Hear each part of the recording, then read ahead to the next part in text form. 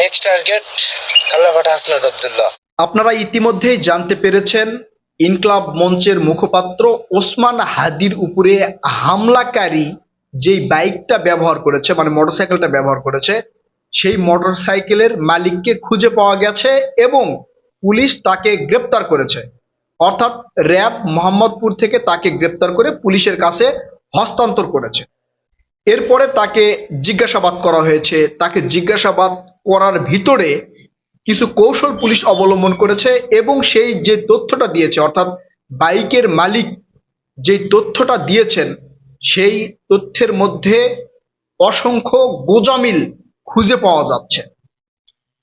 এর মধ্যে মানে আপনারা অনেক পত্রপত্রিকায় দেখেছেন এবং অনুসন্ধানী সাংবাদিক জুলকার নায়েন সায়ের তিনি বলেছেন হাদির উপরে যারা আক্রমণ করেছে তারা বাংলাদেশ থেকে ইন্ডিয়ায় পালিয়ে গিয়েছে। তাদের নাম ঠিকানা এগুলো সবই আপনারা জানতে পেরেছেন। এখন যদি ইন্ডিয়ায় পালিয়ে গিয়ে থাকে তাহলে এই দায়ভার কার? অন্তর্বর্তীকালীন সরকার কেন পারল না তাদেরকে আটকাতে? এখন পর্যন্ত কেন তাকে গ্রেপ্তার করা হলো না? এবং অনেক নিউজে আপনারা দেখছেন যে শুধু 2 জন নয়, 4 জনকে সন্দেহ করা হচ্ছে এবং যারা হামলা করেছে তাদের ব্যাংক অ্যাকাউন্টে অস্বাভাবিক লেনদেন দেখা যাচ্ছে। এছাড়াও যারা মানে তাদের গ্রামের ঠিকানায় অনুসন্ধান চালিয়ে সাংবাদিকেরা গিয়ে পুলিশে গিয়ে দেখেছেন তারা তাদের গ্রামের ঠিকানায় থাকেন না, পরিবারের লোকজন কেউ নেই, তাদের জায়গা জমি বিক্রি করে তারা অনেক আগেই সেখান থেকে চলে গেছে। এবং হামলাকারী যে ছাত্রলীগের সদস্য বা আওয়ামী লীগের কেন্দ্রীয় নেতাদের মদতপুষ্ট নেতা এবং সক্রিয় কর্মী, সেটাও কিন্তু প্রমাণ হয়েছে। এবং তাকে যেই ভাবে শনাক্ত করা হয়েছে সেটা অভাবনীয় কৌশল, হাতের একটা ঘড়ি থেকেই তাকে শনাক্ত করা হয়েছে। যা এগুলো সব আপনারা দেখেছেন। এখন তারা যে বাইকটা ব্যবহার করেছে, অর্থাৎ যে বাইকে চড়ে গিয়ে ওসমান হাদির উপরে হামলা করা হয়েছে, এই বাইকের নাম্বার প্লেট, বাইকের কালার এবং বাইকটা কোন ব্র্যান্ডের সেগুলো শনাক্ত করে বাইকের মালিককে খুঁজে বের করা হয়েছে এবং তাকে গ্রেপ্তার করা হয়েছে। গ্রেপ্তার করার পর বাইকের মালিককে জিজ্ঞাসাবাদ করা হয়েছে এই বাইক তারা কিভাবে পেল, অর্থাৎ যারা হামলা করেছে তাদের কাছে আপনার বাইকটা কিভাবে গেল। প্রথমে তিনি বলেছেন আমি বাইকটা বিক্রি করেছি।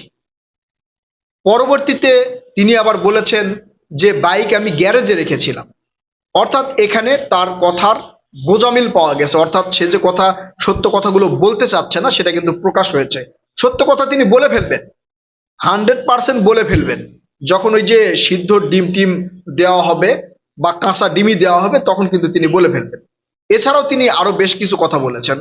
তাকে বলা হয়েছে আপনি কি তাদেরকে চিনেন কিনা, তখন তিনি বলেছেন আমি তাদেরকে চিনি, পূর্ব পরিচিত, কিন্তু অনেক দিন থেকে তাদের সাথে যোগাযোগ নেই। এখন তাদেরকে যদি আপনি চিনে থাকেন কিভাবে চিনলেন? আপনি কি আওয়ামী লীগের মানে নেতাকর্মী বা আওয়ামী লীগের রাজনীতির সাথে সংশ্লিষ্ট? আপনার দেশের বাড়ি এক জায়গায়, আপনি মোহাম্মদপুরে এসে আছেন, কেন এসে আছেন? আপনার বাইক কিভাবে তাদের কাছে গেল? এই ধরনের নানা প্রশ্ন তাকে করা হয়েছে। সিকিউরিটির কারণে পুলিশ কিন্তু সেটা এখন পর্যন্ত প্রকাশ করছে না, কারণ অনেক তথ্য তার ভিতর থেকে বের করা হবে। এর সাথে কিভাবে সে জড়িয়ে পড়লো, তাকে টাকা দেওয়া হয়েছে নাকি সে স্বইচ্ছায় বাইকটা দিয়েছে নাকি তাকে মানে জোর করে বাইকটা নেওয়া হয়েছে, এ ধরনের অনেক কথাবার্তা কিন্তু এখানে বের হয়ে আসবে। তিনি যদি বাইক বিক্রি করে থাকেন তাহলে অবশ্যই তার কাছে কাগজপত্র থাকতে হবে, সেটা কিন্তু পুলিশকে দেখাতে পারে নাই।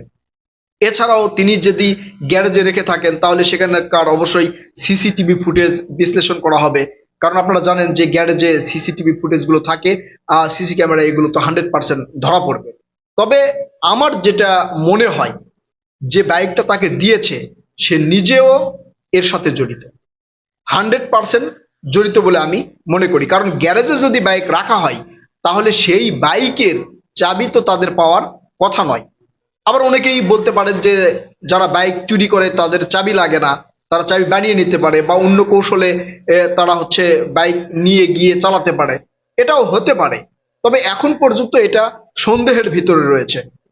তাকে যখন গ্রেপ্তার করা হয়েছে অবশ্যই এর আসল সত্য বের হয়ে আসবে, আমরাও জানতে পারবো। তবে এই যে ওসমান হাদিকে যারা গুলি করেছে তারা যে বাংলাদেশে নেই এটা মোটামুটি কিন্তু বোঝা যাচ্ছে। আপনারা বিভিন্ন ভিডিওতে দেখেছেন যে ট্রেনে চড়ে তারা চলে যাচ্ছেন ইন্ডিয়ার উদ্দেশ্যে। আবার সর্বশেষ যেটা আমি শুনলাম, সিলেট সীমান্ত দিয়ে তারা ইন্ডিয়ায় চলে গেছে। এখন ইন্ডিয়ায় যদি তারাই চলে যেয়ে থাকে, আর কেউ আছে? আর কেউ আছে কিনা এখনো আবারও এই ধরনের হামলা বা নাশকতা ঘটাতে পারে? আপনারা আওয়ামী লীগের বিভিন্ন পেজ, ফেসবুক পেজ এবং আইডি থেকে দেখছেন বিভিন্ন জনে বিভিন্ন ধরনের আপনার ভিডিও পোস্ট করছে। কেউ বলছেন আলহামদুলিল্লাহ ওসমান হাদিকে জয় বাংলা করে দেওয়া হয়েছে, আবার কেউ বলছেন নেক্সট টার্গেট হাসনাত আব্দুল্লাহ, আবার কেউ কেউ তিনজনের নামই উল্লেখ করছেন। এই ইনকলাব মঞ্চের হাদির উপরে গুলি করা হয়েছে, এরপরে হাসনাত আব্দুল্লাহ, তারপরে এবি পার্টির মুখপাত্র ব্যারিস্টার ফুয়াদ। এর পরের লিস্টে কারা আছে সেটা কিন্তু এখন পর্যন্ত আওয়ামী লীগের পেজ বা আইডি থেকে প্রচার করা হয়নি বা আমি জানতে পারি নাই। তবে নেক্সট টার্গেট যেই জুলাইয়ের আন্দোলনকারীর নেতৃত্ব দানকারী যারা আছে তাদের উপরে হবে, এটা নিশ্চিন্তে মানে একবারে নিশ্চিন্তে বলা যেতে পারে। আপনারা আরেকটা নিউজ পড়েছেন যে উত্তরায় এই ওসমান হাদির উপরে আক্রমণ হয়েছিল, সেই আক্রমণের মানে প্রতিবাদ বা বিক্ষোভের জন্য জুলাই যোদ্ধারা সেখানে একটা বিক্ষোভ কর্মসূচি দিয়েছিলেন।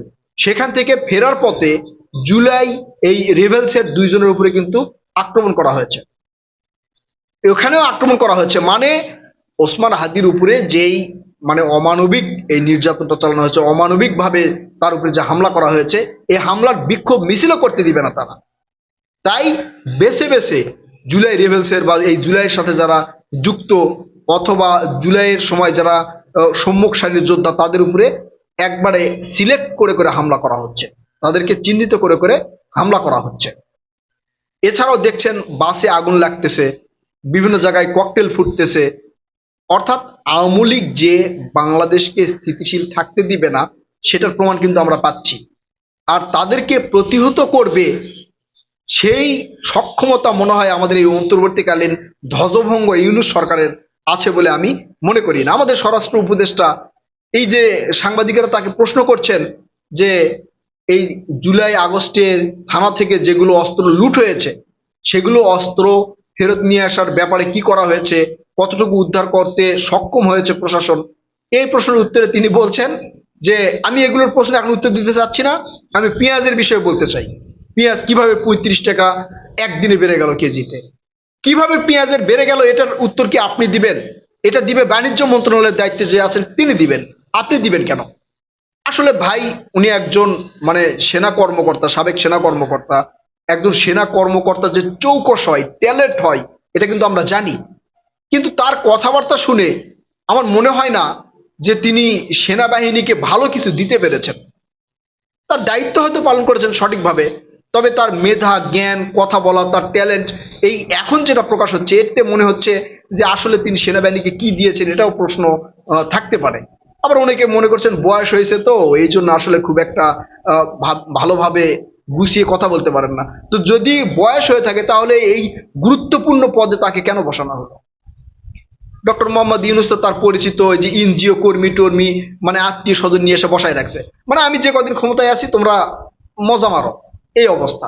যাই হোক, ওসমান হাদির উপরে যেই হামলাটা হয়েছে এখন পর্যন্ত জানা গিয়েছে যে তাদের হামলাকারীরা বাংলাদেশ থেকে পালিয়ে গেছে এবং বাইকের যে মালিক তাকে গ্রেপ্তার করা হয়েছে। এরপরে হয়তো আরো বড় ধরনের কোনো চাঞ্চল্যকর তথ্য আমাদের সামনে আসবে।